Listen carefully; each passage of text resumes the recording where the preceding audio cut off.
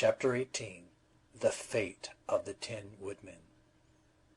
Dorothy obeyed. She ran at once behind the Gnome King, who was still trying to free his eyes from the egg, and in a twinkling she had unbuckled his splendid jeweled belt and carried it away with her to her place beside the tiger and lion, where, because she did not know what else to do with it, she fastened it around her own slim waist. Just then the chief steward rushed in with a sponge and a bowl of water and began mopping away the broken eggs from his master's face.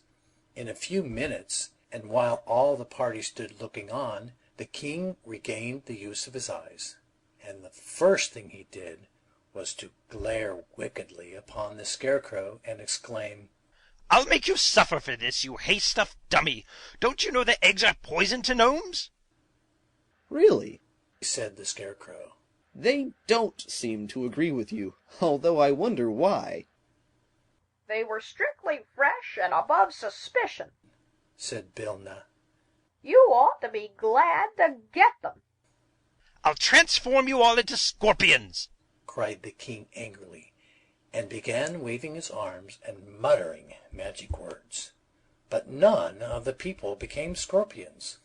So the king stopped and looked at them in surprise. "What's wrong?" he asked. "Why, you are not wearing your magic belt," replied the chief steward, after looking the king over carefully. "Where is it? What have you done with it?" The Gnome King clapped his hand to his waist, and his rock-colored face turned white as chalk. "It's gone!" he cried helplessly. "It's gone, and I am ruined!" Dorothy now stepped forward and said, "Royal Ozma, and you, Queen of Ev, I welcome you and your people back to the land of the living. Billina has saved you from your troubles, and now we will leave this dreadful place and return to Ev as soon as possible."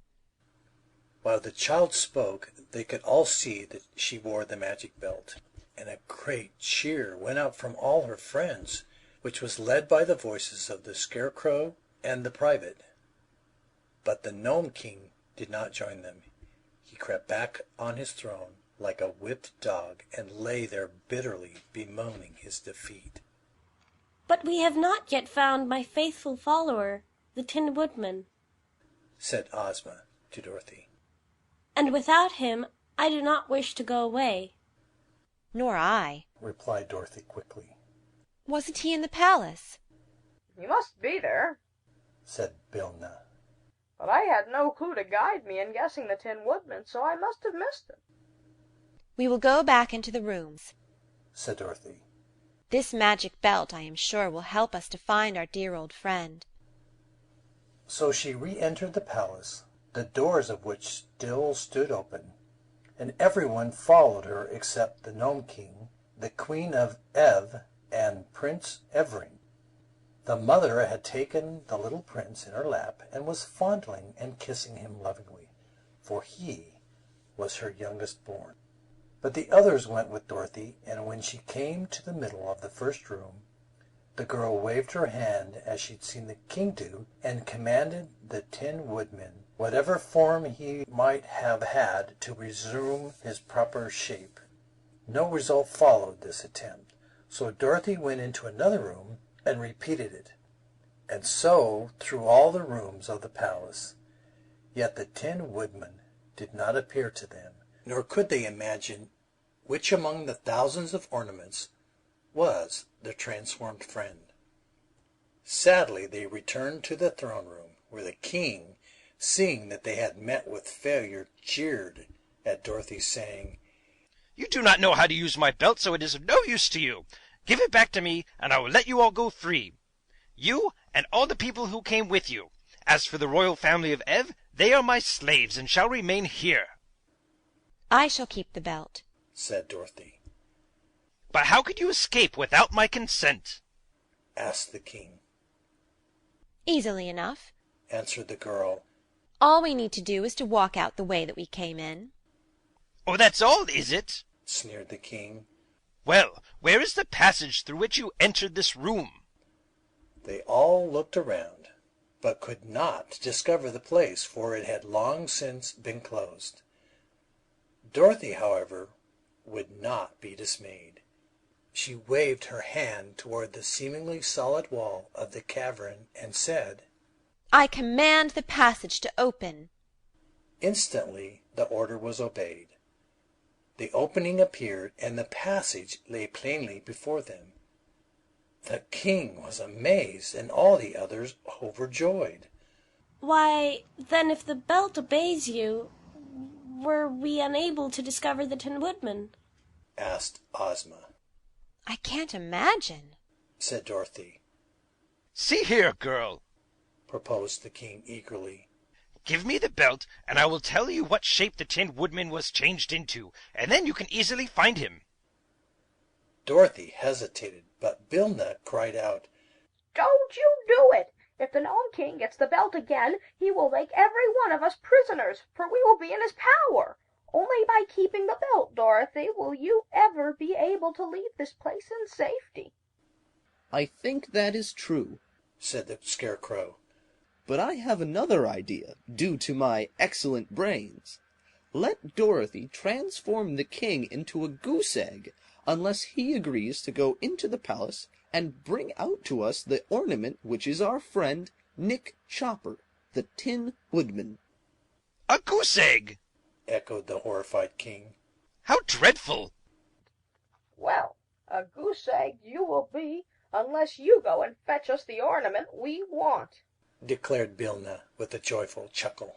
Ha ha! Baka! You can see for yourself that Dorothy is able to use the magic belt all right, added the Scarecrow. The Gnome King thought it over and finally consented, for he did not want to be a goose egg.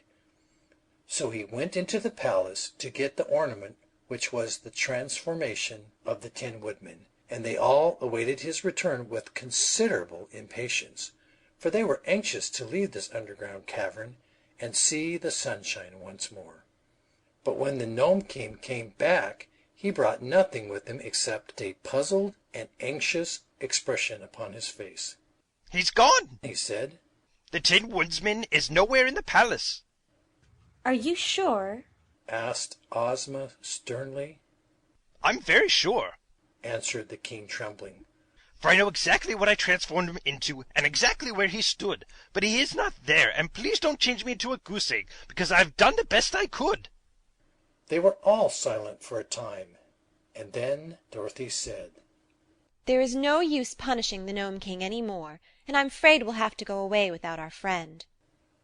If he is not here, we cannot rescue him, agreed the Scarecrow sadly. Poor Nick. I wonder what has become of him. And he owed me 6 weeks back pay, said one of the generals, wiping the tears from his eyes with his gold-laced coat sleeve.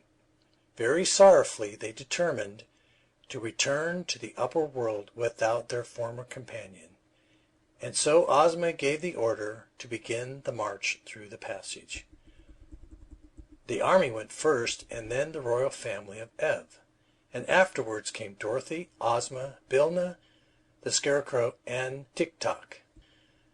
They left the Gnome King scowling at them from his throne, and had no thought of danger until Ozma chanced to look back and saw a large number of the warriors following them in full chase, with their swords and spears and axes raised to strike down the fugitives as soon as they drew near enough. Evidently, the Gnome King had made this last attempt to prevent their escaping him.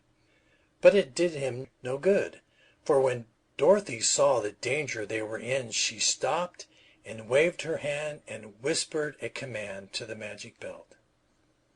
Instantly, the foremost warriors became eggs, which rolled upon the floor of the cavern in such numbers that those behind could not advance without stepping upon them. But when they saw the eggs, all desire to advance departed from the warriors, and they turned and fled madly into the cavern and refused to go back again. Our friends had no further trouble in reaching the end of the passage, and soon were standing in the outer air upon the gloomy path between the two high mountains. But the way to Ev lay plainly before them, and they fervently hoped that they had seen the last of the Gnome King and his dreadful palace. The cavalcade was led by Ozma, mounted on the Cowardly Lion, and the Queen of Ev, who rode upon the back of the tiger. The children of the Queen walked behind her hand in hand. Dorothy rode on the Sawhorse, while the Scarecrow walked and commanded the army in the absence of the Tin Woodman. Presently the way began to lighten and more of the sunshine to come in between the two mountains, and before long they heard the thump, thump, thump of the giant's hammer upon the road. "How may we pass the monstrous man of iron?" asked the Queen, anxious for the safety of her children, but Dorothy solved the problem by a word to the magic belt.